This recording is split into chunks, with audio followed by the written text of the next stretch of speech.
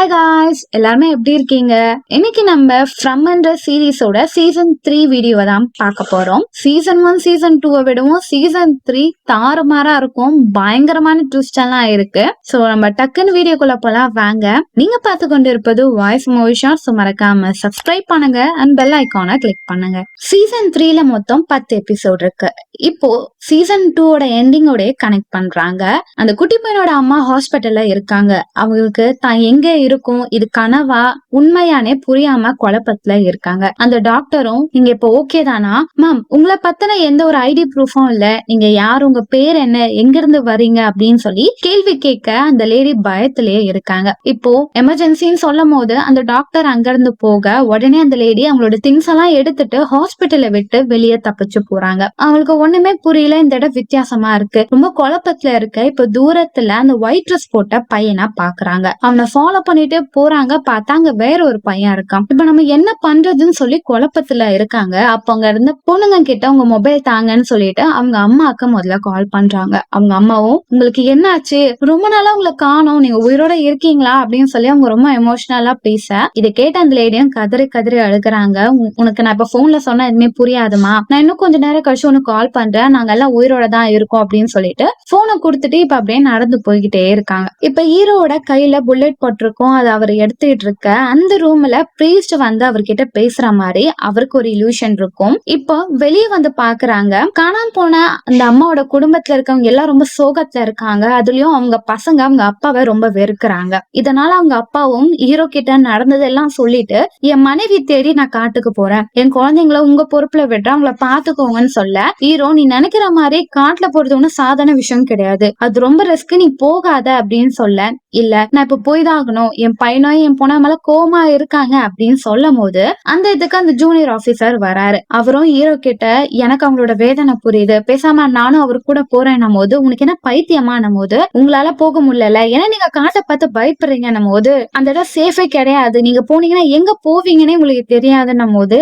நான் அவரு கூட போறேன், எனக்கு ஹெல்ப் பண்ணுங்க அப்படின்னு சொல்ல ஹீரோவா அவர்கிட்ட இந்த மேப் மூலியமா எந்த இடம் சேஃப், எந்த இடத்துக்கு போக கூடாதுன்னு மேப்ல சொல்லிட்டு இருக்காரு. இப்போ உங்களை பசங்களை பாத்துக்கிறதுக்கு தாடிக்காரர் தேவைன்னு சொல்லிட்டு அவர் ரூமுக்கு போய் பார்த்தா அவர் கயிறெல்லாம் தொங்க வச்சுட்டு ஏதோ பாத்துக்கிட்டே இருப்பாரு. ஹீரோவும் பைத்தியம் முத்திருச்சு போலன்னு சொல்லிட்டு அவர் ரூம்ல இருந்து கூட்டிட்டு போய் இப்ப டோனாவோட வீட்டை காமிக்கிறாங்க. அவங்க விளை வச்ச உணவு எல்லாமே அழுகி கெட்டு போயிடுச்சு, இந்த காய்கறி இதுக்கு அடுத்து பயன்படுத்த முடியாது, நமக்கு ஸ்டாக் ரொம்ப கம்மியா இருக்குன்னு சொல்ல இங்க அந்த சைனா பாட்டியை காமிக்கிறாங்க. அவங்களோட வீட்டோட பேஸ்மெண்ட்ல அவங்க சாப்பாடு எல்லாம் ஸ்டோர் பண்ணி வச்சிருப்பாங்க. இதை தெரிஞ்சுக்கிட்டு அங்க இருக்கிற மக்கள் எல்லாம் அவங்க தள்ளி விட்டுட்டு அவங்க வீட்டுக்குள்ள போய் எல்லா உணவையும் எடுத்துக்கிறாங்க. அந்த பாட்டியெல்லாம் அவங்க யாரையும் தடுக்கவும் முடியல. இந்த கலவரெல்லாம் போயிட்டு இருக்கும் போது அதே நேரம் அந்த மொட்டையும் சாராவோட வீட்டுல ஆடுகள்லாம் இருக்கும். அதுல ஒரு ஆட்டை அவன் சாப்பிடுறதுக்காக தூக்கிட்டு போயிட்டு இருப்பான். இத பார்த்து அந்த குட்டி பையன் சண்டை போட விக்டரும் அது பாவம், அதை நீ ஒண்ணும் பண்ணக்கூடாதுன்னு மோதடே, எனக்கு வயிறு ரொப்பணும்னா நான் எதை வேணாலும் சாப்பிடுவேன், எனக்கு இந்த ஆடு தேவை, நான் எடுத்துட்டு தான் போவேன், என்ன பண்ணுவேன் அப்படின்னு கேட்க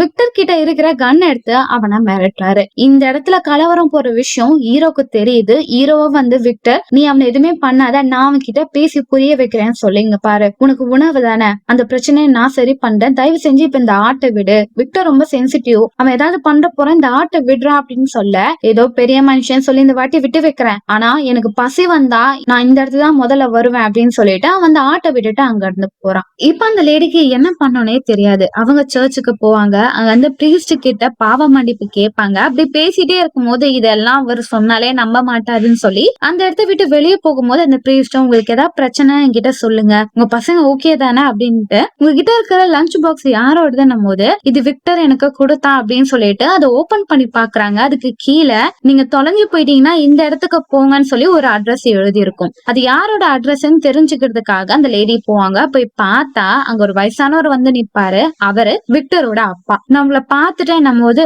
இந்த லஞ்ச் பாக்ஸ் உங்ககிட்ட எப்படி வந்தது, யார் நீ அப்படின்னு கேள்வி கேட்க அதே நேரம் இப்ப டவுனை காமிக்கிறாங்க. அந்த சைனா பாட்டி, ஹீரோ, டோனா இவங்க 3 பேரும் பேசிட்டு இருக்காங்க. சாப்பாடு இப்ப கம்மியா இருக்கு, என்ன பண்றது அப்படின்னு கேட்கும் போது அப்ப ஹீரோ என்ன சொல்லுவாருன்னா நம்ம மேட்ச் பண்ணலாம், அதுக்குள்ள நீங்க புதுசா விவசாயம் பண்ணுங்க, திரும்ப ஏதாவது உணவு நமக்கு கிடைக்கும்ல நம்ம டோனா அதுக்கு ரொம்ப நாள் ஆகும். ஏன்னா மண்ணே இப்ப ஃபுல்லா பாய்சன் ஆயிடுச்சு, அவ்வளவு சீக்கிரம் நம்மளால எதையும் விளைய வைக்க முடியாது அப்படின்னு சொல்ல, அப்ப வேற வழி இல்ல, நம்ம கிட்ட இருக்கிற ஆடு மாடை தான் நம்ம சாப்பிட்டு ஆகணும்னு சொல்லிக்கிட்டே இருக்கேன். அந்த இடத்துக்கு அந்த குட்டி பையன் வந்துறான், பார்த்து அப்செட் ஆயிடுறான். ஆனா ஹீரோவும் கண்ணா புரிஞ்சுக்கும், நமக்கு நம்ம எல்லாம் உயிரோட இருக்கணும்னா நம்ம அதுங்களை சாகடிச்சுதான் ஆகணும், வேற வழி இல்ல அப்படின்னு சொல்லும் போது அவனும் புரிஞ்சுக்கிறான். இப்போ நைட் ஆகுது, ஹீரோக்கு உடம்பு சரியில்லை, அவர் சரி கொஞ்ச நேரம் குடிக்கலாம் போது இப்ப வெளிய பாக்குறாரு, பண்ணையில இருந்த ஆடு மாடு எல்லாமே சாலையில போயிட்டு இருக்குங்க. இதுங்களை யாரு திறந்து விட்டான்னு சொல்லிட்டு இப்ப தாடிக்காரரு ஹீரோ, அந்த வயசான பாட்டி விக்டர் அந்த ஆடு மாடு எல்லாமே திரும்ப அந்த இடத்துல போய் கட்டி போடலான்னு போக,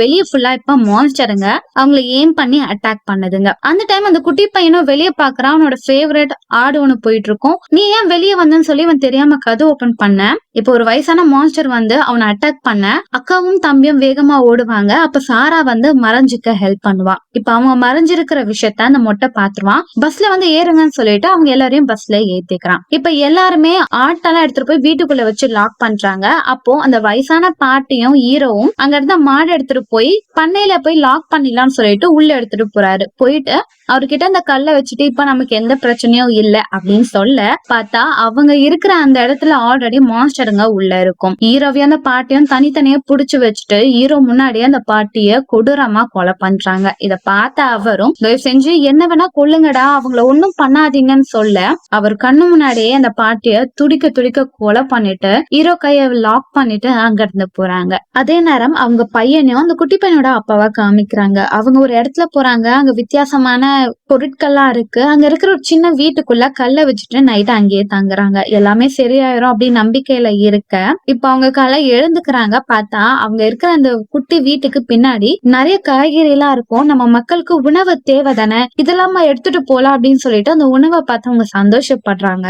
அதே நேரம் இங்க ஹீரோவும் அந்த வயசான பாட்டி இறந்ததை பார்த்து கதறி கதறி அழுகிறாரு. உங்க பையன் என்ன நம்பிதான் உங்களை விட்டுட்டு போனா, ஆனா என்னாலே நீங்க இறந்துட்டீங்களேன்னு சொல்லி ரொம்ப எமோஷனலாக அந்த இடத்துக்கு டோனா வராங்க. டோனாவும் உண்மையா இந்த விஷயம் நடந்ததுன்னும் போது ஆமா நம்ம போது டோனா செம்ம கடுப்பாக்குறாங்க. உனக்கு அறிவே இல்லையா, உனக்கு இப்ப உணவு தான் முக்கியமா, நம்ம மக்கள் முக்கியம் இல்லையா, நீ வர வர எடுக்கிற டிசிஷன் எதுவுமே சரியே இல்ல அப்படின்னு சொல்லி கோவப்படுறாங்க. இதனால ஹீரோவும் நான் என்ன பண்ணோம் நீங்க நினைக்கிறீங்க, நான் பண்றதுலாம் தப்பா ஆகுது, என்னாலே எதையும் புரிஞ்சுக்க முடியல, இப்ப கடைசியில என்னாலதான் பிரச்சனைன்னு சொல்றீங்களான்னும் போது எனக்கு இப்ப உன் மேல கூட கோபம் இல்ல, ஆனா எனக்கு இந்த இடத்த விட்டு நம்ம தப்பிச்சு வீட்டுக்கு போன்ற நம்பிக்கை கொஞ்சம் கொஞ்சமா குறைஞ்சுகிட்டே இருக்கு, இங்க இருக்கிற மக்களை எல்லாம் சாகுறத என்னால பார்க்க முடியல அப்படின்னு சொல்லி அவங்க ரொம்ப எமோஷனலா ஆகுறாங்க. அதே நேரம் அந்த குட்டி பையனும் அவங்க அக்காவும் இருக்கும்போது விக்டர் வரான். அவனோட பொருள் எல்லாம் எடுத்துட்டு அந்த இடத்த விட்டு வேகமா போக அந்த குட்டி பையனும் என் அம்மா எங்க இருக்காங்க அவங்கள தேடி எனக்கு ஹெல்ப் பண்ணணும் போது, நான் தான் சொன்னேன்ல உங்க அம்மா செத்து போயிட்டாங்க, இந்த இடத்துல நிறைய தப்பான விஷயம் நடக்குதுன்னு நான் ஆல்ரெடி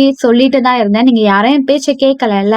இப்ப ஃபாத்திமாவை காமிக்கிறாங்க. அவங்க பிரெக்னண்டா இருக்காங்க. இப்ப ஒரு பல் அப்படியே கையில வந்துருது, ரத்தம் வருது, என்ன நடக்குதுன்னு அவங்களுக்கு புரியல. ஹாஸ்பிட்டல் போய் பாக்குறாங்க. அங்க டாக்டர் இல்லாதனால நர்ஸ் பாக்குறாங்க. பிரெக்னன்சி அப்போ இதெல்லாம் நார்மல் தான், இதை நினைச்சு நீங்க பயப்பட தேவையில்லை அப்படின்னு சொல்லி அவங்க அனுப்பி வைக்கிறாங்க. அதே நேரம் இப்போ காட்டுக்கு போன அந்த குட்டி பெண்ணோட அப்பாவும் அந்த ஜூனியர் ஆபீசரும் வராரு. எங்களுக்கு நிறைய உணவு கிடைச்சிச்சுன்னு ரொம்ப சந்தோஷப்பட எல்லாருமே சோகமா இருக்காங்க. அந்த இடத்துல பனிப்பொழிவு இருக்கு. ஏன் எல்லாம் சோகமா இருக்கீங்க, என்ன நடந்ததுன்னு சொல்ல அவங்க அம்மா இறந்த விஷயம் எனக்கு தெரியுது, கதறி கதறி அழுகிறான், அதனால கண்ட்ரோல் பண்ண முடியல, எனக்குன்னு இருந்த அப்பா அம்மா 2 பேரையும் இந்த இடத்த நான் தொலைச்சிட்டேன்னு சொல்லி ரொம்ப எமோஷனலா இருக்கான். அந்த டாக்டரும் ஒண்ணுல எல்லாமே சரியாயிரும்னு சொல்லி அவனுக்கு ஆறுதலா பேசிட்டு இருக்காங்க. அப்ப அவனும் எனக்கு ஒரு ஹெல்ப் பண்ணு, என் அம்மா அவங்க எப்படி இருந்தாங்களோ அதே உடலோட முகத்தோட நான் அவங்கள பாக்கணும், எனக்காக அவங்கள ரெடி பண்ண அப்படின்னு சொல்ல அவங்களோட உடல்லாம் நிறைய இடத்துல காயமா இருக்கும், அதெல்லாம் அவங்க தைச்சுக்கிட்டு இருப்பாங்க. அதே நேரம் அவனும் நான் அந்த மான்ஸ்டருங்க எல்லாம் சாகடிக்க போறேன் அப்படின்னு சொல்லிட்டு குகைக்குள்ள போக ஹீரோவும் எனக்கும் எமோஷனல் புரிஞ்சிருக்கு, உன் அம்மாவை இழந்துட்ட அந்த கோவத்துல நீ இப்படி பண்றானா, உன் ஒருத்தனால எதையும் மாத்த முடியாது, கொஞ்ச நாள் டைம் கூட எல்லாமே சரியாயிரும்னு சொல்லிட்டு அவனை கூட்டிட்டு வராங்க. அந்த பிரீஸ்டோட வீட்டுல ஃபியூனல் நடக்குது. எல்லாருமே அங்க வந்து அழுதுகிட்டு இருக்காங்க.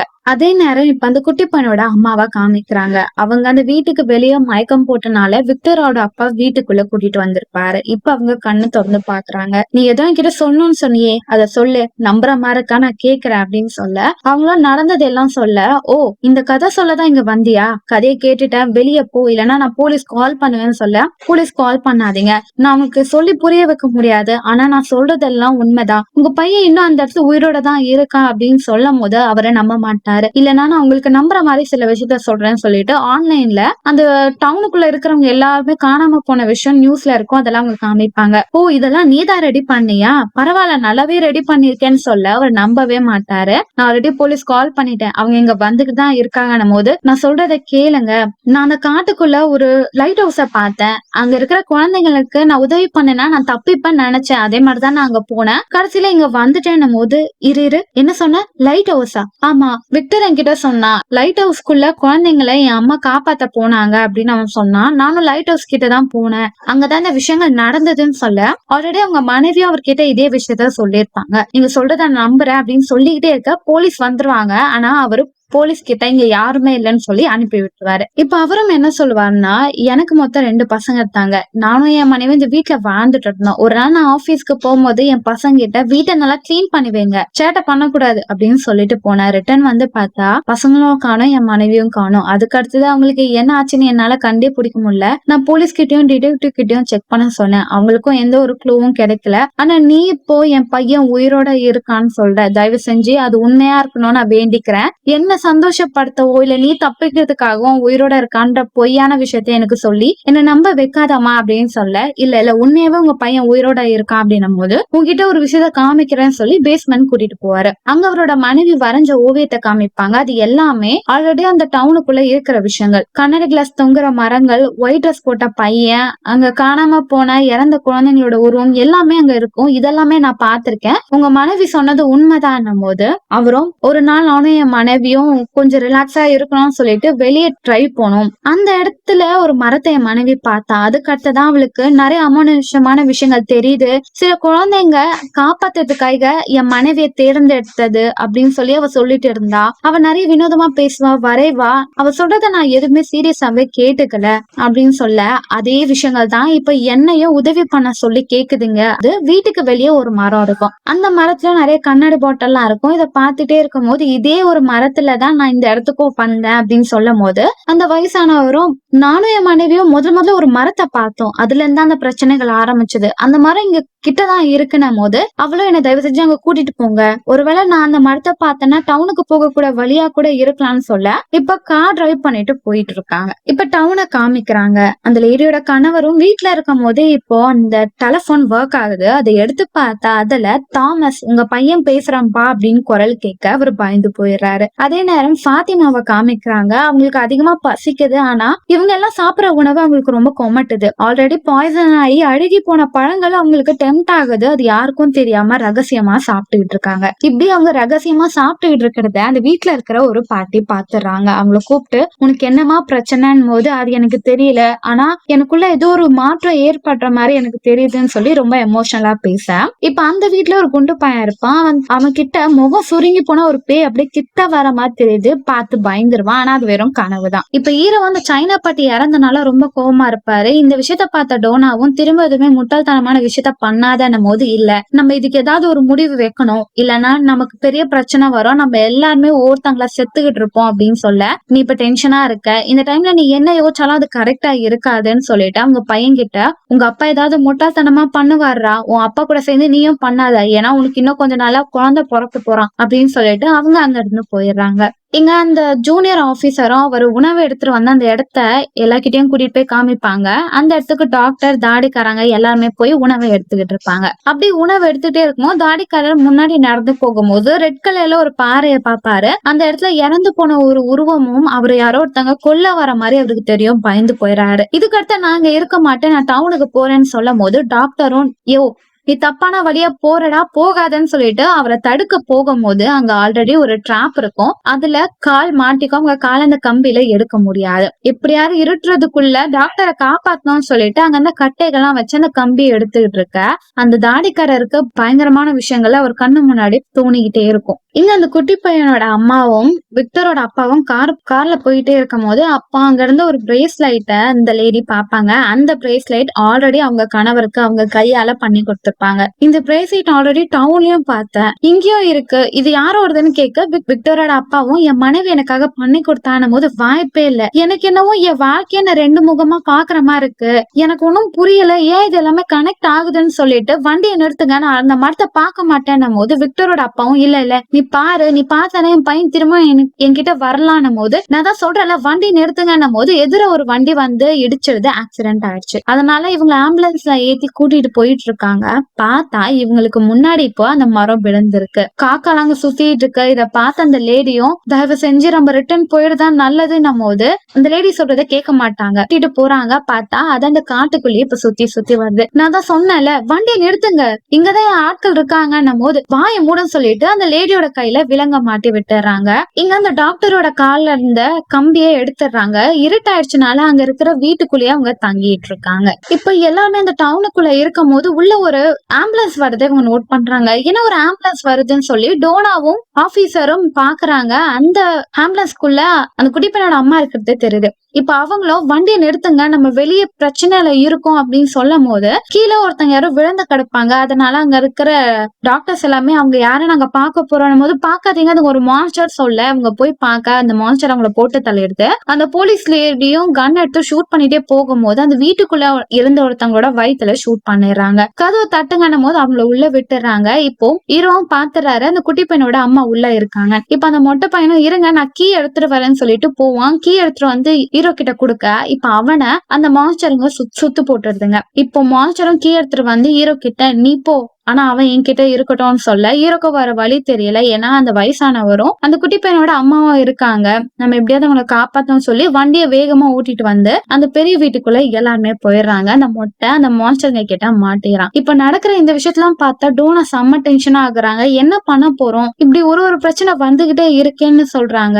அதே நேரம் அங்க இருக்கிறவங்களுக்கு ஒரு ஆச்சரியம், பையனோட அம்மா இன்னும் உயிரோட தான் இருக்காங்கன்னு சொல்லிட்டு அந்த வயசானவரை யாருன்னு கேட்க அவரு விக்டரோட அப்பான்னு சொல்றாங்க. அதே நேரம் இப்ப விக்டரை காமிக்கிறாங்க. விக்டர் இப்ப சாரோட வீட்டுல இருக்காரு. அவர்கிட்ட ஒரு லக்கேஜ் இருக்கும். இங்க என்ன பண்ற விக்டர் போது இந்த ஊர்லயே நீ தானே மோசமானவ, பேஸ்மெண்ட்ல ஒரு சின்னதா கேப் மாதிரி போட்டுட்டு அந்த பெட்டியை திறப்பாரு. இவர் இந்த டவுன்ல இருக்கும் போது இறந்து போனவங்களோட ஒவ்வொரு பொருளையும் ஞாபகார்த்தமா எடுத்து வச்சிருப்பாரு. அதெல்லாம் இப்ப ஞாபகப்படுத்தி பாக்குறாரு. அதனால நம்ம தப்பிக்க வழி ஏதாவது கிடைக்குமா சொல்லிட்டு அப்படி ஒருத்தவங்களோட பேரை சொல்லிட்டே இருக்கும் போது அவருக்கு பயம் வந்துட்டு பயப்படுறாரு. இப்ப சாராவும் நீதான் சொன்னல நான் ரொம்ப பயங்கரமானவனு, என்னை தாண்டி எந்த ஒரு பயங்கரமான விஷயம் கிட்ட வந்துராது, என்கிட்ட எதுவா இருந்தாலும் சொல்லு நான் பாத்துக்கிறேன் அப்படின்னு சொல்ல இப்ப அவர் என்ன சொல்லுவாருன்னா கிறிஸ்டபர்னு சொல்லி ஒருத்தர் இருந்தாரு, அவரோட புகைப்படம் தான் ஆல்ரெடி தாடிக்காரர் பாத்திருப்பாரு, இவர் யாரு அப்படின்னு சொல்லி விக்டர் கிட்ட கேட்டிருப்பார்ல. அந்த கிறிஸ்டபர் கிட்ட ஒரு பொம்மை இருந்துச்சு பப்பட், அது அவர்கிட்ட ஒரு வாட்டி தப்பிக்க வழி சொல்லுச்சு. ஆனா அவரை நம்பல.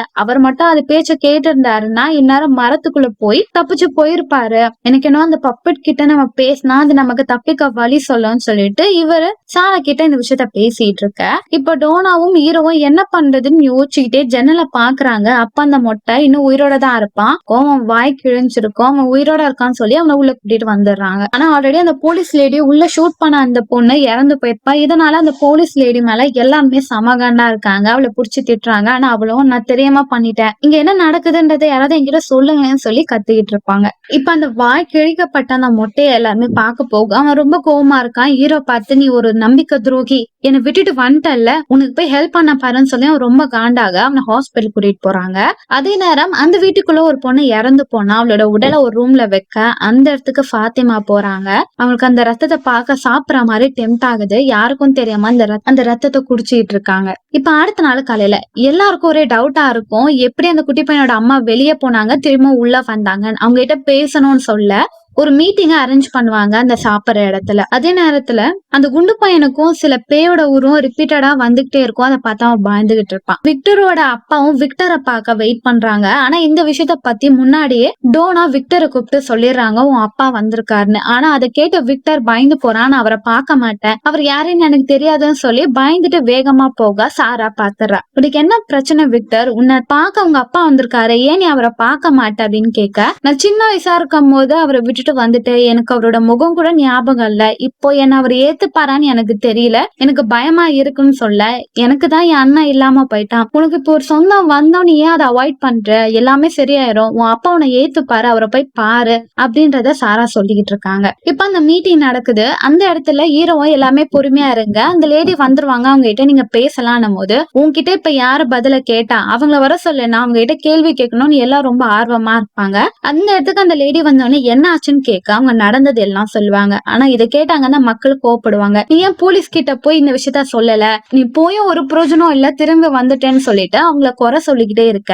இதனால அவங்க கடுப்பாயிட்டு அந்த இடத்த விட்டு வந்துடுறாங்க. ஹீரோவும் நீங்க ஏன் இப்படி பேசுறீங்கன்னும் போது அங்க அந்த வயசானவரும் அவங்கதான் சொன்னாங்களே மரத்து வழியா போனா நம்ம வெளியே போயிடலான்னு, அப்பயே நம்ம மரத்துக்குள்ள போக கூடாதுன்னும் போது, நீங்க நினைக்கிற மாதிரி மரத்துக்குள்ள போறது சாதாரண விஷயம் கிடையாது. நானும் ஒரு மரத்துக்குள்ள போனா ஆனா பெரிய பிரச்சனையில மாட்டிக்கிட்டேன், அதனால மரத்துல போனா தப்பிச்சிருவோன்னு எந்த ஒரு முட்டாள்தனமான காரியத்தை பண்ணாதீங்கன்னு சொல்லிட்டு ஹீரோ வந்துடுறாரு. ஆனா ஹீரோட பையனும் ஏன்பா இந்த இடத்த விட்டு போனோம்னு உங்களுக்கு ஆசை இல்லையா, ஏன் தடுக்கணும்னு நினைக்கிறீங்கன்னும் போது, நான் தடுக்கணும்னு நினைக்கிறேனா, சரி இந்த இடத்த விட்டு நீ போகணும்னு நினைச்சேன்னா போ, நான் உன்னை தடுக்க மாட்டேன். ஆனா இங்க இருக்கிற மக்களுக்கு ஏதாவது பிரச்சனை வந்துச்சுன்னு வச்சுக்கோங்க, என்னால எதையும் ஹேண்டில் பண்ண முடியாது அப்படின்னு சொல்லிட்டு அவங்க அப்பா கோவப்பட்டுட்டு அங்க இருந்து போறாரு. அதே நேரம் அந்த லேடி வந்த உடனே அவங்க கணவரும் என்ன ஆச்சுன்னும் போது, மக்கள் சொன்னது கரெக்ட் தான், நான் வெளியே தப்பிச்சு போய் எந்த ஒரு பிரயோஜனமும் இல்ல, நான் இன்னும் ப்ராப்பரா சர்ச் பண்ணிருக்கணும், ஏதாவது ஒரு உதவி பண்ணிருக்கணும் அப்படின்னு சொல்ல அங்க தாடிக்காரரும் வருவாரு. நம்ம 2 பேரும் அந்த மரத்தை தேடலாம் தெரியுமா அப்படின்னு சொல்ல அவங்க கணவருக்கு கோவம் வந்துரும். நம்ம பசங்கன்னு இல்லாம எவ்வளவு கஷ்டப்பட்டாங்க தெரியுமா, நீ செத்துட்டேனே நினைச்சாங்க, நானும் அப்படிதான் நினைச்சேன். இப்ப நீ திரும்ப அதே இடத்துக்கு போயிட்டு உனக்கு எதாவது ஆயிடுச்சுன்னா என்னால அது திரும்ப பாத்துக்க முடியாது, நீ இங்கே இரு, நீ எதுவுமே பண்ண தேவையில்ல, நீ சும்மா இருந்தாலே போதும்னு சொல்லிட்டு அவங்க 2 பேருக்குள்ள சண்டை வருது. இப்ப அந்த லேடியும் அவங்க கணவர் கூட சண்டை போட்டுட்டு இப்ப தாடிக்காரரோட காட்டுக்கு போறாங்க. அங்க அவங்க பார்த்தா அந்த மரத்துல கண்ணாடியில நிறைய நம்பர்ஸ் எல்லாம் இருக்கும். அந்த நம்பர்ஸ் எதை குறிக்குது, எதை கனெக்ட் ஆகுதுன்னு சொல்லி அந்த நம்பர்ஸை பார்க்க அவங்களுக்கு சுத்தமா எந்த ஒரு ஐடியாவும் இல்ல. ஒருவேளை நம்ம தப்பா கெஸ் பண்ணணும், எல்லாருக்கும் பிரச்சனை அப்படின்னு சொல்லி அவங்க பேசிட்டே இருக்கும் போது டோனா வீட்டுல இருந்த வயசானவரும் நான் இதுக்குள்ள போக போறேன், தப்பிக்க போறேன், நான் தப்பிச்சேன்னா கண்டிப்பா உங்களுக்கு வந்து ஹெல்ப் பண்றேன்னு சொல்லிட்டு அவர் உள்ள போக 2 பேரும் போகாதீங்கன்னு சொல்லும் போது அந்த டவுனுக்குள்ள ஒரு ஸ்விம்மிங் பூல் இருக்கும், தண்ணியே இல்லாம ஒரு கார் கவிழ்ந்து விழுந்திருக்கும். அந்த இடத்துல ஏதோ சத்தம் கேக்குதுன்னு பார்த்தா அந்த மரத்துக்குள்ள போனவரு இந்த செவுத்த பொழந்துட்டு வருவாரு. அவரோட உடல் அந்த கல்லுக்கு நடுவில் நல்லா மாட்டிக்கும், அப்படியே அவர் இறந்து போயிடுறாரு. இத பார்த்தா ஈராவும் நான் ஆரம்பத்திலே சொன்னல, நீங்க நினைக்கிற மாதிரி எல்லா மரமும் நம்மள தப்பிக்க உதவியே பண்ணாது, எல்லாத்துலயும் சில டிராப் இருக்கு, இப்பயாவது நீங்க புரிஞ்சுப்பீங்கன்னு நினைக்கிறேன்னு சொல்லிட்டு அவர் அங்கிருந்து போக இதை பார்த்த டோனா ரொம்ப வருத்தப்படுவாங்க. இப்போ விக்டர் அவங்க நடந்து போகும்போது அந்த குட்டி பையன் விக்டரோட அப்பா கூட பேசிட்டே வருவான். விக்டரை பார்த்த பிறகு அவர் ரொம்ப சந்தோஷப்படுறாரு, விக்டரும் ரொம்ப ஹாப்பி ஆகுறாரு. இப்ப ஃபாத்திமாவும் உடம்பு சரியில்லாம போயிடுறாங்க. இத பார்த்தா அவங்களோட ஹஸ்பண்டும் என்ன ஆச்சு உனக்கு ஏதாவது பிரச்சனையானும் போது, எனக்கு ஆரம்பத்துல இருந்து ஏதோ தப்பா நடக்கிற மாதிரியே இருக்கு, இந்த குழந்தை எனக்கு வேணாம், அந்த குழந்தைனால ஏதாவது பிரச்சனை வரும் போல, அழுகி போன பழத்தை தான் சாப்பிடுறேன், எனக்கு சில விஷயங்களும் வினோதமா தோணுது, இது நார்மல் குழந்தையே கிடையாது, என் வயிற்றுல இருக்கிறது இது ரொம்ப வேகமா வளருதுன்னு சொல்லி ஃபீல் பண்ணுவாங்க. அதே நேரம் அவரும் ஹாஸ்பிட்டல் போலான்னு கூட்டிட்டு போகும்போது அங்க ஆம்புலன்ஸ் வந்திருக்கும், அதுல நம்ம வயிற்றுல இருக்கிறத ஸ்கேன் பண்ணி பார்க்கலாம் அப்படின்னு சொல்லிட்டு அந்த குழந்தைய செக் பண்ண பார்த்தா டாக்டர் ரொம்ப குழம்பி போயிருவாங்க. உங்க வயிற்றுல குழந்தையே இல்லைங்க, நீங்க பிரெக்னென்டாவே இல்லைன்னு சொல்ல இதை கேட்ட ஃபாத்திமா செம்ம கடுப்பாயிராங்க. நீங்க என்ன சொல்றது, என் வயிற்றுல குழந்தை இருக்கிறத அசையறதுலாம் எனக்கு தெரியுது, நீங்க தப்பா சொல்றீங்கன்னு சொல்லிட்டு கோச்சிட்டு அங்கிருந்து வர இப்ப ஜோரன் மழை பெய்யுது, கிளைமேட் வேற மாறிக்கிட்டே இருக்கு, இங்க அடுத்தடுத்து என்னென்ன பிரச்சனை வருமோ சொல்லிட்டு ஹீரோ பயந்துட்டு இருக்க.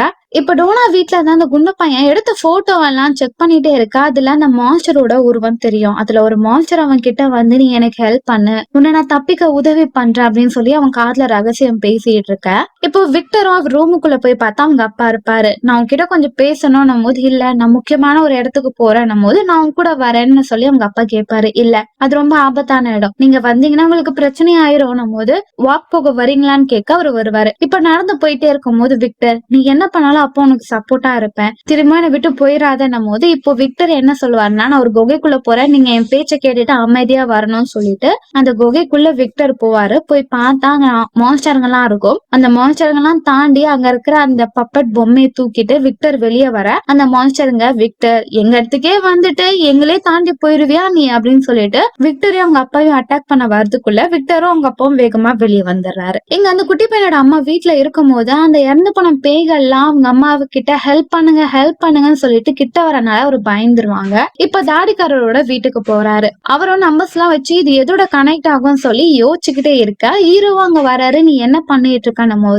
ஒரு கண்ணாடி பாட்டிலையும் ஒரு நம்பர்ஸ் இருக்கு, இந்த நம்பர் நமக்கு ஏதோ ஒரு விஷயத்த சொல்ல வருதுன்னும் போது ஹீரோவும் சொல்றாரு, நானும் சாராவும் ஆல்ரெடி காட்டுக்குள்ள போகும்போது இப்படி ஒரு இடத்த பார்த்தோம், அந்த 1891 ஒரு நம்பரை நான் பார்த்தேன்னும் போது சில பாட்டில்ஸ்ல ஒரே நம்பர் 2 வாட்டி இருக்கு, இது எதை குறிக்குதுன்னு தெரியல, ஆனா நான் இந்த மட்டும் கண்டுபிடிச்சேன்னா நம்ம தப்பிக்கலாம்னும் போது அப்ப தயவு செஞ்சு நல்லா யோசிடா, நமக்கு ஏதாவது ஒரு வழியை கண்டுபிடி அப்படின்னு சொல்லிட்டு ஹீரோ அங்க இருந்து போயிடுறாரு. இப்ப அந்த குட்டி பையனோட அம்மாவும் அங்க வந்து யோசிச்சுட்டே இருக்கும் போது அவரோட டைரிய பாக்குறாங்க. அந்த தாடிக்கார வரைஞ்ச ஓவியத்தை பார்க்கும் போது அப்போ சில இமேஜ் ரெட் கலர் கல்லெல்லாம் பத்தி அவர் பேசிட்டு இருப்பாரு. ரெட் கலர் கல்லா, என்ன சொல்ற திரும்ப சொல்லுனும் போது, ஆமா நாங்க பழங்கள் காய்கறி எடுக்க போகும்போது அந்த இடத்துல ஒரு 3 ரெட் கலர் கல்ல பார்த்தேன்னும் போது இப்ப அவங்க அதிர்ச்சி ஆகுறாங்க. ஏன்னா அவங்க சின்ன வயசுல ஒரு கனவு கண்டிருப்பாங்க. அந்த கனவுல ரெட் கலர் கல்லுக்கு பக்கத்துல அவங்க ஒளிஞ்சிட்டு இருப்பாங்க. இந்த விஷயங்கள் எதையோ குறிக்க வருது, ஆனா ஏன் என் வாழ்க்கையில நடக்கிறது உனக்கும் தெரியுது அப்படின்னு சொல்லிட்டு அவங்க ஒரே குழப்பமா இருக்கும். இப்ப அந்த மொட்டை அடிச்சவனுக்கு காதுல பூச்சி சத்தம் கேட்டுட்டே இருக்கும், டென்ஷன் ஆயிருவான். அதனால அதிக வோல்டேஜா நம்ம காதுல கொடுக்கலாம், அது கத்த கேட்காதுன்னு அவன் ட்ரை பண்ணும் போது நர்ஸ் பாத்துறாங்க. உனக்கு என்ன பைத்தியமா, இப்பெல்லாம் லூசுத்தனமா பண்ணாதடா அப்படின்னு சொல்லி அவனை திட்டி விட்டுறாங்க. அவனும் வெளியே நின்றுட்டு இருக்கும் போது அப்ப அந்த குட்டி பையனோட அக்காவும் எனக்கு வண்டி ஓட்ட சொல்லி தரியா, நான் ரொம்ப ஸ்ட்ரெஸ்ஸா இருக்கேன், சரி வா சொல்லி தரேன்னு வண்டி ஓட்டிட்டே போவாங்க. பார்த்தா திரும்ப அவனுக்கு காதுல பூஜை சத்தம் கேட்டுட்டே இருக்கும், காரை விட்டு கீழே இறங்கி வந்துருவான். அப்படி அவங்க 2 பேரும் பேசி நடந்துகிட்டே போகும்போது ஹீரோ ஆல்ரெடி அந்த மியூசிக் சத்தத்தை கேட்ட அந்த இடத்துலக்கு அங்க போறாங்க. ஆனா அந்த சத்தத்தை கேட்ட அந்த பொண்ணு கிட்ட போக அந்த மொட்டையனோ இல்ல ஏதோ தப்பா படுது, நீ வா போயிடலாம் சொல்லிட்டு அந்த பொண்ணை கூட்டிட்டு வந்துடுறான். இப்ப அந்த இடத்துல ஒரு போலீஸ் லேடி சுத்திக்கிட்டு இருப்பாங்க. அவங்களோட கண்ணை ஹீரோ புடிங்க வச்சிருப்பாரு. என்னோட கண்ணை கொடுங்க, இங்க சேஃப்டி இல்லன்னும் போது முதல்ல உன்கிட்ட கன் இருந்தாதான் எங்களுக்கு சேஃப்டி கிடையாது, உனக்கு கன் எல்லாம் தர முடியாதுன்னும் போது எனக்கு நீங்க கண்ணை குடுத்துதான் ஆகணும் போது சரி கண்ணை தரேன்னு சொல்லிட்டு புல்லட்டே இல்லாம தருவாரு. நீ கொஞ்ச நாள் எப்படி இருக்கேன்னு நான் பாக்குறேன், உன்னால எந்த பிரச்சனையும் வரலன்னு தெரிஞ்ச பிறகுதான் புல்லட் தருவேன்னு சொல்லிட்டு அந்த லேடி அனுப்பி வச்சிடுறாரு. இப்ப அந்த ஜூனியர் ஆபீசரும் வீட்டுல இருக்கும் போது அவங்க அப்பா அம்மாவோட ஞாபகங்களா இருக்கும். அது மட்டும் இல்லாம அந்த வீட்டுல இப்ப அந்த குட்டி பையனோட ஃபேமிலி இருப்பாங்க. இவங்க கூட நம்ம இருக்கிறது கம்ஃபர்டபுளாவே இல்லைன்னு சொல்லிட்டு டோனா கிட்ட உங்க இடத்துல நான் தங்கலாமான்னும் போது கண்டிப்பா நீ வா, உனக்கு இல்லாத இடமான்னு சொல்லிட்டு அவனை கூட்டிட்டு போக அவனோட திங்ஸ் எல்லாம் எடுத்துட்டு அங்கேயே செட் ஆயிடுறான். இப்ப ஃபாத்திமாக்கும் வயிற்றுல குழந்தை வேகமா வளர்ற மாதிரியே தோணுது. ஆனா டாக்டர்ஸும் ஹீரோட பையனும் குழந்தை இல்ல அப்படின்னு சொல்லும் போது இதை கேட்டு அவங்களுக்கு ரொம்ப கோபமா வரும். அதே நேரத்துல அந்த குண்டு பையனுக்கு ஒரு போட்டோல அந்த மாஸ்டர் ஒரு வழியை காமிக்கும். அவனும் அந்த பேஸ்மெண்ட்ல லாக் ஆயிருக்கிற டோரை ஓபன் பண்ணிட்டு உள்ள போறான். பார்த்தா அங்க ஒரு சீக்ரெட் டோர் இருக்கும், அங்க வாடுறதுக்கான எல்லாமே இருக்கும். இந்த ரூம் அவன் பார்த்து வச்சுட்டு வேகமா வெளியே வரான். இப்ப அந்த குட்டி பையனோட அப்பாவும் பழங்கள் காய்கறிலாம் எடுக்க போலாம்னு சொல்லிட்டு காட்டுக்குள்ள போக அந்த இடத்துல அவங்க மனைவி இருக்காங்க. நீங்க என்ன பண்றன்னும் போது தாடிக்காரரும் நாங்க இங்க சில விஷயத்த பார்க்க வந்திருக்கோம் போது அந்த ரெட் கலர் கல்ல பாப்பாங்க. அந்த ரெட் கலர் கல்ல பார்த்த பிறகு அந்த தாடிக்காரரும் அந்த லேடி கிட்ட உனக்கு இந்த விஷயங்கள்லாம் ஆல்ரெடி தெரிஞ்சிருக்கு, அது எனக்கும் கிளிக் ஆயிருக்குன்னா ஒரு நம்ம ஆல்ரெடி இங்க இருந்திருப்போமோ, அப்போ நம்ம ஞாபகம் இல்லாத விஷயத்த இப்ப ஞாபகப்படுத்துதுங்க போல சில விஷயங்கள் அப்படின்னு சொல்லிட்டு விக்டரோட அம்மா நிலைமையில தான் இப்ப நீயும் இருக்க, அதனாலதான் இந்த பேய்கள் எல்லாம் உன்னை ஹெல்ப் பண்ண கூப்பிடுதுங்க, நீ ஏதோ ஒரு விஷயத்த மறக்கிற, நல்ல யோசனை நம்ம இங்க இருந்து தப்பிக்கலாம் சொல்லி அவன் பேசிட்டே இருக்கும் போது அந்த லேடியோட கணவருக்கோ கோவம் வந்துடும். திரும்பவும் மனைவிய கூட்டிட்டு போய் கொல்லலான்னு பாக்குறீங்களாடா அப்படின்னு சொல்லிட்டு அவங்க மனைவியோட ஒரு சண்டை போட்டுட்டு அந்த இடத்த விட்டு தனியா நடந்து வந்துட்டு இருக்காரு. இப்ப விக்டரை காமிக்கிறாங்க. விக்டரை அந்த பப்பட் பொம்மை எடுத்துட்டு சாராவோட வீட்டோட பேஸ்மெண்ட்டுக்கு போறாரு. போயிட்டு அந்த பொம்மை கிட்ட என்கிட்ட பதில சொல்லு, நாங்க இங்க இருந்து எப்படி தப்பிக்கணும் அப்படின்னு சொல்லி பேசிட்டே இருக்க அந்த பொம்மை கிட்ட இருந்து எந்த ஒரு பதிலும் வரல. இதனால விக்டர் ரொம்ப கடுப்பாகிறாரு. சாராக்கோ வேற வழி தெரியாதனால அந்த குட்டி பையனோட அம்மாவை கீழே கூட்டிட்டு போறாங்க. அவங்களும் விக்டர் என்ன ஆச்சுன்னும் போது நீ உட்காரு, உன் மடியில இந்த பொம்மையை வச்சுக்கோ, அந்த பொம்மையை கிட்ட பேச சொல்லு அப்படின்னும் போது விக்டர் இந்த பொம்மை பேசாது விக்டர்னும் போது இல்ல கிறிஸ்டோபர் கிட்ட இந்த பொம்மை பேசுச்சு, நான் பார்த்தேன், அது வழி சொல்லுச்சு அப்படின்னு சொல்லிட்டே இருக்க. பொறுமையா யோசி, எல்லாமே ஞாபகம் வரணும் போதுதான் இப்ப விக்டர் யோசிக்கிறாரு. பேசினது அந்த பொம்மை கிடையாது, அந்த ஒயிட் கலர் ட்ரெஸ் போட்ட பையன். அவன் தான் கிறிஸ்டோபர் கிட்ட பேசியிருப்பான். அப்ப அந்த ஒயிட் ட்ரெஸ் போட்டவனுக்கு தான் தப்பிக்க வழி தெரியும்னு சொல்லிட்டு இவங்க பேசிட்டு இருக்கும் போது எங்க ஃபாத்திமாவை காமிக்கிறாங்க. அவங்க ரொம்ப ஸ்ட்ரெஸ்ஸா இருக்கும் போது அந்த இடத்துக்கு அந்த பாட்டி வராங்க. உனக்கு என்னமா ஆச்சு, என்கிட்ட ஏதாவது பேசணும்னா பேசுமானும் போது நான் தான் சொல்றேன்ல சும்மா இருங்கன்னு சொல்லி கோவத்துல அங்க அந்த சிசரை எடுத்து அவங்க நெஞ்சில குத்திடுறாங்க. அதனால அவங்க இறந்து போயிடுறாங்க. இந்த விஷயம் ஹீரோக்கும் தெரியுது. அதனால காட்டுக்குள்ள இருக்கிற வீட்டுக்கு கூட்டிட்டு போய் ஃபாத்திமா இங்கே இரு, நீ பண்ணது பெரிய தப்பு, நீ வெளியே போனா கண்டிப்பா உனக்கு பனிஷ்மெண்ட் தான் தரணும்னு வாங்க.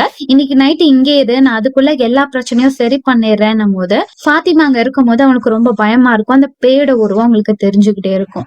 இப்ப ஹீரோவும் அவங்க பையனும் போலீஸ் ஸ்டேஷன்ல பேசிட்டே இருக்கும் போது அந்த இடத்துக்கு டோனா வந்துறாங்க. என்னடா பேசிட்டு இருக்கீங்க, என்ன ஆச்சு அப்படின்னும் போது அவரு எல்லா உண்மையா சொல்லிடுறாரு. அது மட்டும் இல்லாம மக்கள் கிட்ட ஃபாத்திமா மேல தப்பு இல்ல, அவளை இந்த மான்ஸ்டர் தான் அதை பண்ண வச்சதுன்னு சொல்லலாம் போது டோனாவும் பைத்தியமானி, மக்கள் இப்ப நீ சொல்றதுலாம் நம்புற மென்டாலிட்டிலே இல்ல, அவங்க இப்ப நீ இந்த விஷயத்த சொன்னா ஃபாத்திமாவுக்கு பனிஷ்மெண்ட் கொடுக்கணும், அவளை கொல்லதான் சொல்லுவாங்க.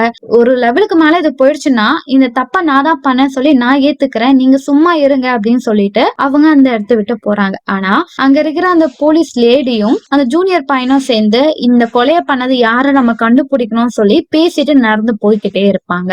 இப்ப அந்த தாடிக்காரரும் இந்த நம்பர்ஸை வச்சு நம்ம ஏதாவது கண்டுபிடிக்க முடியுமான்னு சொல்லிட்டு பார்ல பேசிட்டே இருக்கும் போது அந்த இடத்துக்கு விக்டரோட அப்பா வராரு. அவரும் அவங்க குடிச்சிட்டே இருக்கும் போது இப்ப அந்த குட்டி பெண்ணோட அப்பா வந்து தாடிக்காரரை பிடிச்சு சம்மாடி அடிக்கிறாரு. உன்னாலதான் என் மனைவி இப்ப மாறிட்டா, என் கூட சண்டை போடுறா, அவளை திரும்ப கூட்டிட்டு போய் கொல்லலான்னு பாக்குறியா, அவ பக்கமே இதுக்கடுத்து நீ வரக்கூடாதுன்னு சொல்லிட்டு சண்டை போட தாடிக்காரரு உனக்கு ஒன்னும் புரியல, நீ ஒரு பைத்தியக்காரன், இப்படி இருந்தேன்னா உன்னாலையும் தப்பிக்க முடியாது எங்களாலையும் தப்பிக்க முடியாதுன்னு சொல்லிட்டு அங்க இருந்து போயிடுற.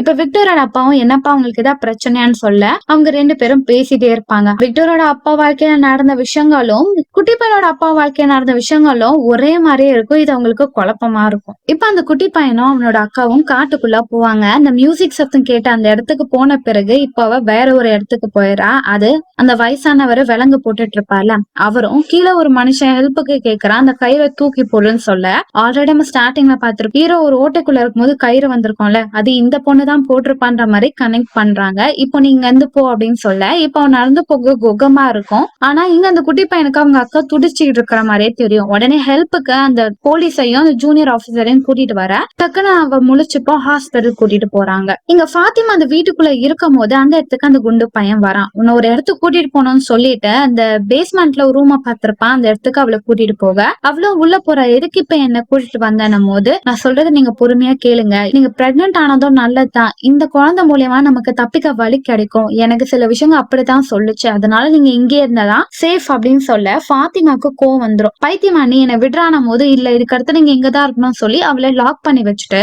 அவனோட ரத்தத்தை ஒரு பாட்டில வச்சிருப்பான், அதை குடிங்க குடிங்கன்னு ஃபோர்ஸ் பண்ண அவளும் குடிச்சிருவா. இப்ப அவளை லாக் பண்ணிட்டு அந்த இடத்த விட்டு போயிடுறான். இப்போ ஹீரோவும் அவங்களோட பையனும் ஃபாத்திமாவை தேடி வந்து பார்த்தா ஃபாத்திமா இருக்க மாட்டா. எல்லா இடத்துலயும் அவங்க தேடுவாங்க. இப்ப கொஞ்சம் கொஞ்சமா இருட்டாகுது. மான்ஸ்டருங்க எல்லாம் வெளியே சுத்திட்டு இருக்க. ஹீரோக்கு பைத்தியம் பிடிக்கிற மாதிரி இருக்கும். அவளுக்கு என்ன ஆச்சு, யாரு என்ன பண்ணா அப்படின்னு யோசிச்சுட்டே இருக்க. இப்போ சாராவை காமிக்கிறாங்க. சாரா ரூம்ல இருக்கும் போது இப்ப அவ காதுல சில வார்த்தைகள் கேக்குது. காலையில உடனே சாரா ஹீரோ பக்கம் வரா. ஹீரோ கிட்ட என் காதுல அந்த வார்த்தைகள் கேட்டது, அதுங்க சாரா ஒண்ணும் காணாம போல, அதுங்கதான் சாராவை கடத்திடுச்சுங்க, சாரா வச்சு அதுங்க ஏதோ பண்ண போது உங்களால அவளை காப்பாத்த முடியாது அப்படின்னு சொல்லுச்சுங்க அப்படின்னு சொல்ல எல்லாருக்கும் ரொம்ப குழப்பமா இருக்கும். இப்ப ஹீரோவும் எல்லாரையும் கூப்பிடுறாரு. சாரா காணாம போயிட்டா, எனக்கு உங்களோட உதவி தேவை, அவளை நீங்க கண்டுபிடிக்க ஹெல்ப் பண்ணுங்கன்னு சொல்ல ரெண்டு பேரா காட்டுக்குள்ள சாராவை தேடி போயிட்டு இருக்காங்க. அதே நேரம் இப்ப சாராவோட வயிறு கொஞ்சம் கொஞ்சமா பெருசாகுது. அந்த குண்டு பையனும் அப்பப்ப சாரா வந்து பாத்துக்கிட்டே இருக்க. இப்போ அவனை ஏமாத்திட்டு அவ தப்பிக்க பாக்க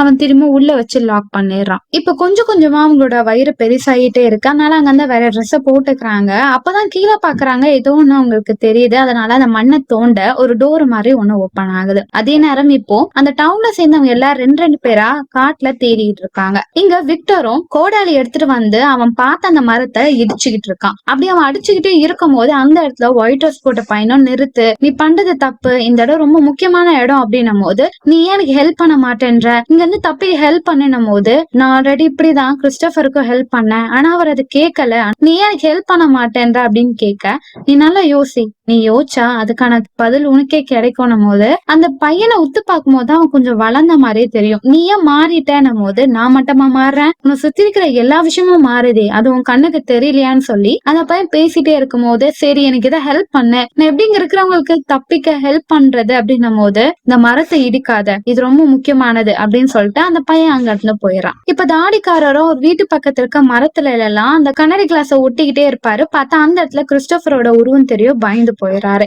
இப்ப அந்த இடத்துல விக்டரோட அப்பாவும் ஃபாத்திமா காணோம்னு எல்லாம் தேடிட்டு இருக்காங்க, வா நம்மளும் போய் தேடலாம்னு சொல்லி பேசிக்கிட்டே அப்படியே நடந்து போயிட்டு இருப்பாங்க. இங்க ஹீரோட பையனும் அந்த குண்டு பையனும் பேசிட்டே போகும்போது அந்த குண்டு பையன், உங்க ஒய்ஃப் பிரெக்னெண்டா இருக்கிறது நல்லது, அவங்க வயிற்றுல பிறக்கிற குழந்தை நமக்கு தப்பிக்க உதவியா இருக்கும்னு சொல்லிட்டு ஃபாத்திமா பத்தி நிறைய பேசிட்டே இருக்கும் போது அவனுக்கே ஒரு சந்தேகம் வந்துரும், ஒருவேளை இவன் தான் என் மனைவிய கடத்தி வச்சுட்டானோன்னு சொல்லிட்டு. இங்க அந்த குட்டி பையனோட அம்மாவும் அக்காவும் நடந்து போயிட்டே இருக்கும் போது அந்த வேனு கிட்ட அந்த பேய் சின்ன பொண்ணோட உருவத்தை பார்ப்பாங்க. அது இவங்கள வா வான்னு சொல்ல பார்த்தா அந்த பேஸ்மெண்ட் வழியா கூட்டிட்டு போகும். அந்த பேஸ்மெண்ட்ல தான் ஃபாத்திமா இருக்கா. இவங்க உள்ள போகும்போது பார்த்தா அங்க விக்டர் இருப்பான். விக்டர் கிட்டயும் என்ன ஆச்சுன்னும் போது, எனக்கு ரொம்ப கஷ்டமா இருக்கு, என்னால உங்களுக்கு ஹெல்ப் பண்ண முடியாதுன்னு நினைக்கிறேன் போது அவனை தொடும் போது இப்போ அந்த லேடிக்கு விக்டரோட அம்மாக்கு என்ன ஆச்சுன்றது அப்படியே விஷுவல் வரும். அவங்க விக்டரையும் அவங்க பொண்ணையும் இங்கே இருங்கன்னு சொல்லிட்டு வேகமா ஓடுவாங்க. பார்த்தா அந்த கண்ணாடி கிளாஸ் இருக்கிற மரத்துக்குள்ள போகிறதுக்குள்ள அங்க மான்ஸ்டர் வந்து அவங்கள கொலை பண்ணிரும். இந்த விஷயம் எல்லாம் அவங்க கண்ணு முன்னாடி தெரித பார்த்தா அவங்க பயப்படுவாங்க, ஒருவேளை விக்டரோட அம்மா நாதானோ, எனக்கு இந்த விஷயங்கள் 2வது வாட்டி நடக்குதுன்னு சொல்லி குழப்பத்துல இருந்துட்டு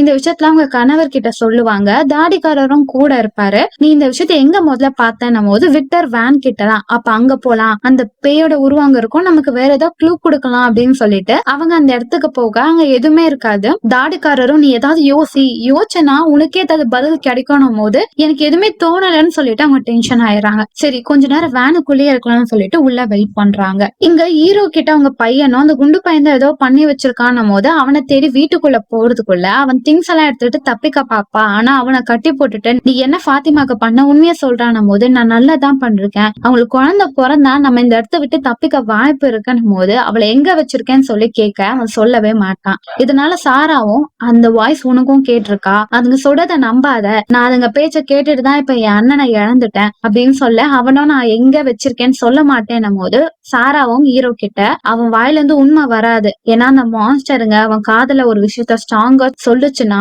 அவன் அதைதான் நம்புவான்னும் போது அப்ப எனக்கு வேற வழி தெரியலன்னு சொல்லிட்டு எல்லாரையும் வெளியே போக சொல்லிட்டு ஹீரோ அவனை சித்திரவதை பண்ணுவாரு, கையில ஆணி அடிக்கிறது, முகத்துல குத்துறதுன்னு சொல்லிட்டு. அப்ப கூட அவன் உண்மை சொல்ல மாட்டான். ஒரு கட்டத்துல சாராக்கே கோவம் வந்துரும். அதே நேரத்துல இங்க ஃபாத்திமாவுக்கும் குழந்தை பிறக்கிற நேரம் வந்துருச்சு. இப்ப அந்த இடத்துக்கும் அந்த மான்ஸ்டர் வந்து ஃபாத்திமா கிட்ட வர இங்க சாராவும், நீங்க எல்லாம் வெளியே போங்க, இவன் வாயில உண்மையா வர நான் பாத்துக்கிறேன்னு சொல்லிட்டு அவன் கண்ணையே குத்தி விட்டுற அவன் எல்லா உண்மையா சொல்லிடுறான். இப்ப எல்லாருமே வேகமா ஃபாத்திமா இருக்கிற இடத்துக்கு போறாங்க. ஆனா சாரா இந்த விஷயத்த பண்ணத அந்த போலீஸ் லேடி பாத்துறாங்க. நீங்களாம் மனுஷங்களே இல்லடா, மான்ஸ்டர் அப்படின்னு சொல்லி எல்லாரையும் புடிச்சு திட்டி சண்டை போட்டுட்டு இருக்காங்க. இப்ப அந்த தாடிக்காரரு அந்த லேடி அவங்க கணவர் ரூம்ல போய் அந்த நம்பர்ஸை யோசிப்பாங்க. அப்போ அந்த லேடியோட கணவரும், இது ஏன் நம்பரா பாக்குறோம், இது ஒரு மியூசிக்கா இருக்கலாமே போது அப்பதான் தாடிக்காரர் யோசிக்கிறாரு, இந்த நம்பர்ஸ் எல்லாம் வச்சு ஒரு ரிதம் போட்டா ஒரு பாட்டா வருது, அந்த பாட்டு ஆல்ரெடி அவருக்கு தெரியும். இப்போ அந்த மரம் இருக்கிற இடத்துல போய் கிட்டார் வாசிச்சுக்கிட்டே பாட்டு பாட இப்போ ஒரு பொண்ணோட ஆவி வருது. அது அந்த லேடி கிட்ட ரிமெம்பர் அப்படின்ற சொல்ல இதை கேட்ட அந்த லேடி பயந்து போய் அங்கிருந்து வேகமா போறாங்க. அப்பதான் அவங்க கணவரும், என்ன ஆச்சு உனக்கு ஏதாவது புரிஞ்சதான போது, எனக்கு எல்லாமே ஞாபகம் வந்துருச்சு, ஆனா முழுசா இல்ல அப்படின்னும் போது உனக்கு என்ன ஞாபகம் வந்தது அப்படின்னு கேட்பாரு. நானும் இந்த தாடிக்காரரும் ஆல்ரெடி இந்த இடத்துக்கு வந்திருக்கோம், நான் விக்டரோட அம்மாவும் அந்த தாடிக்காரர் கிறிஸ்டோபராவும் இங்க இருந்திருக்காங்க, எங்களை அந்த குழந்தைங்களை காப்பாத்துறதுக்காக அனுப்புனாங்க, ஆனா கடைசி வரைக்கும் அந்த குழந்தைங்களை எங்களால காப்பாத்த முடியல, நாங்க இறந்துட்டோம், இந்த குழந்தைங்க வேற யாரும் இல்ல, நம்மளோட குழந்தைங்க தான், நம்ம குழந்தைங்களை என்னால காப்பாத்த முடியல அப்படின்னு சொல்ல அவருக்கு ஒண்ணுமே புரியாது. நீ என்ன சொல்றேன்னும் போது கொஞ்ச நேரம் எனக்கு டைம் கொடுங்கன்னு அவங்க அங்க இருந்து போயிடுறாங்க. இவரும் என்ன சொல்றேன் ஒன்னும் புரியலையேன்னு சொல்லிட்டு அந்த காட்டுல குழப்பத்துல நடந்து வந்துகிட்டே இருக்க இங்க ஃபாத்திமா கிட்ட அந்த பேய் வருது. ஃபாத்திமாக்கு ஒரு குழந்தை பிறக்குது. அந்த குழந்தைய எடுத்துட்டு அங்க ஒரு வழி இருக்கும், அந்த பாதை வழியா பேஸ்மெண்ட்டுக்கு கீழே அந்த மாஸ்டர் போகுது. அதுக்குள்ள அந்த இடத்துக்கு ஃபாத்திமாவோட புருஷன் ஹீரோ அந்த ஜூனியர் ஆபீசர் எல்லாம் வந்துடுறாங்க. ஃபாத்திமா என் குழந்தைய தூக்கிட்டு அந்த பேய் கீழே போயிடுச்சு அப்படின்னு சொல்ல ஹீரோவும், இங்க இருங்க நான் போறேன்னு சொல்லிட்டு கீழே போய் பார்த்தா அங்க அந்த மான்ஸ்டருங்க எல்லாம் இருக்கும். அதுல அந்த குழந்தைய எடுத்துட்டு போய் கீழே போட அது அப்படியே ஒண்ணு உருவாகும். என்னன்னு பார்த்தா ஹீரோ ஆல்ரெடி ஸ்டாக் அடிச்சு அந்த மான்ஸ்டர் தான் அப்படியே திரும்பவும் உருவாகும். இத பார்த்த ஹீரோவும் பயந்து போயிடுறேன். ஜூனியர் ஆபீசரும் சார் இங்க இருந்து போலான்னும் போது மான்ஸ்டருங்க வந்துரும். வேக வேகமா ஃபாத்திமாவை கூப்பிட்டு அந்த இடத்த விட்டு வெளியே வந்துடுறாங்க. இப்ப அந்த குட்டி பையனோட அப்பா காட்டுல நடந்து போயிட்டே இருக்கா. அவங்க பொண்ணு வேகமா எதையோ பார்த்து பயந்து ஓடி வரா. என்னமா ஆச்சு உனக்கு அப்படின்னு கேட்க, அப்பா அது என்ன ஃபாலோ பண்ணிட்டு வருதுப்பா, இங்க இருந்து போலான்னும் போது ஒரு நபர் எல்லோ கலர்ல கோட் போட்டுட்டு முன்னாடி வராரு. அது மனுஷனே இல்லாத ஒரு பேய். நம்ம செய்யற செயல் மூலியமா தான் அறிவு வளரும் அப்படின்னு சொல்லிட்டு அப்படியே அந்த நபரோட கழுத்தை புடிச்சிட்டு, உன் மனைவி அந்த ஓட்டைக்குள்ள போயிருக்கவே கூடாது, நீங்க தப்பான விஷயத்த பண்ணிட்டீங்கன்னு சொல்லி அப்படியே அவரை கொலை பண்ண. இந்த விஷயத்த பார்த்து அவங்க பொண்ணும் அப்பா அப்படின்னு சொல்லி கத்த. இதோட சீசன் 3 முடிக்கிறாங்க. இந்த சீரீஸ்க்கு சீசன் 4 இருக்கு. ஆனா அது இன்னும் ஃபுல்லா முடிக்கல. ஒன்ஸ் அது முடிச்ச பிறகு அதையும் நான் தனியா வீடியோ போடுறேன். இந்த சீரீஸ் உங்களுக்கு பார்க்க எப்படி இருந்துச்சு, உங்களுக்கு இன்ட்ரெஸ்டிங்கா இருந்ததான்றத கமெண்ட் பண்ணுங்க. அடுத்த சீசன்ல உங்களை சந்திக்க வரேன். until then bye bye.